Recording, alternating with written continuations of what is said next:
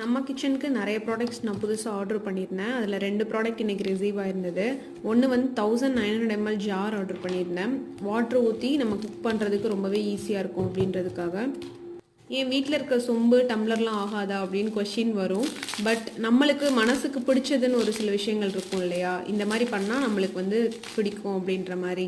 So அதனாலேயே நான் class and ceramics products ஒவ்வொன்றா என் கிச்சனுக்கு ஆட் பண்ணிகிட்ருக்கேன். அதில் வாங்கினது தான் ரொம்ப ரொம்ப பிடிச்ச ஒரு ப்ராடக்ட் இந்த ஜக். இந்த ஜக் ஆல்மோஸ்ட் 2 லிட்டர்ஸ் பிடிக்குது. ஹேண்டில் பாரும் நல்லா ஃப்ரீயாகவே இருக்குது நம்ம பிடிச்சி தூக்குறதுக்காக. 1/2 லிட்டர் செம்பில் பிடிச்சி என்னால் ஓயாமல் குக் பண்ண முடியல அப்படின்றனால தான் மொத்தமாக 2 லிட்டர்ஸ் அளவுக்கு வாங்கிட்டேன். அதுக்கு மேலே வாங்கினாலும் நம்ம குடை சைஸுக்கு தான் வாங்கணும், அதனால நான் சிம்பிளாகவே வாங்கிட்டேன். அதுக்கப்புறம் செராமிக் ஸ்பூன்ஸ் வாங்கியிருந்தேன்.